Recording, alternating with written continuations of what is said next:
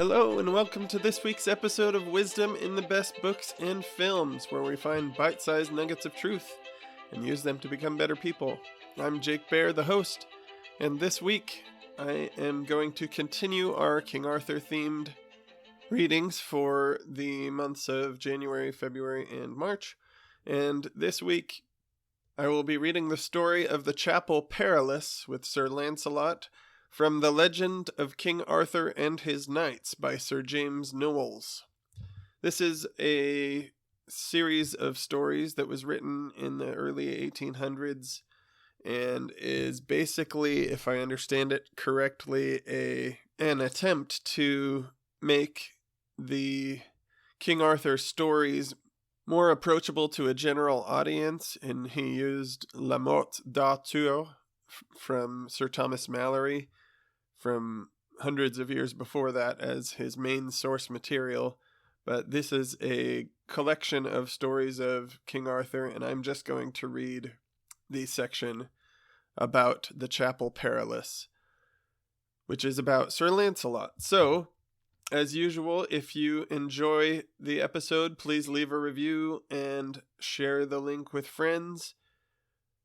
This is the Chapel Perilous from The Legend of King Arthur and His Knights. Oh, and a little background. This is Sir Lancelot is, at the beginning of this story, departing on his way to court from some other adventure that they had just done. So I'm going to start with him on his way to court. Here we go. And as Sir Lancelot rode still in the forest, he saw a black bloodhound running with its head towards the ground, as if it tracked a deer. And following after it, he came to a great pool of blood. But the hound, ever and anon looking behind, ran through a great marsh, and over a bridge, towards an old manor house. So Sir Lancelot followed, and went into the hall, and saw a dead knight lying there, whose wounds the hound licked, and the lady stood behind him, weeping and wringing her hands. "O knight, too great is the sorrow which thou hast brought me." "Why say ye so?" replied Sir Lancelot, "for I never harmed this knight, and am full sorely grieved to see thy sorrow." "Nay, sir," said the lady, "I see it is not thou hast slain my husband, for he that truly did that deed is deeply wounded, and shall never more recover." "What is thy husband's name?" said Sir Lancelot. "His name," she answered, "was Sir Gilbert, one of the best knights in all the world, but I know not his name who hath slain him." "God send thee comfort," said Sir Lancelot, and departed again into the forest. And as he rode, he met with a damsel who knew him, who cried out, "Well found, my lord! I pray ye of your knighthood help my brother, who is sore wounded and ceases not to bleed, for he fought this day with Sir Gilbert and slew him, but was himself well nigh slain. And there is a sorceress who dwelleth in a castle hard by, and she this day hath told me that my brother's wound shall never be made whole until I find a knight to go into the Chapel Perilous, and bring from thence a sword and the bloody cloth in which the wounded knight was wrapped." "This is a marvellous thing," said Sir Lancelot, "but what is your brother's name?" "His name, sir," she replied, "is Sir Meliot de Logres." "He is a fellow of the Round Table," said Sir Lancelot, "and I will truly do my best to help him." "Then, sir," she said, "follow this way, and it will bring ye to the Chapel Perilous. I will abide here till God send ye hither again, for if ye speed not, there is no living knight who may achieve that adventure."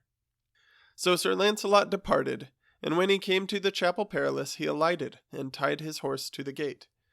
And as soon as he was within the churchyard, he saw on the front of the chapel many shields of knights whom he had known, turned upside down.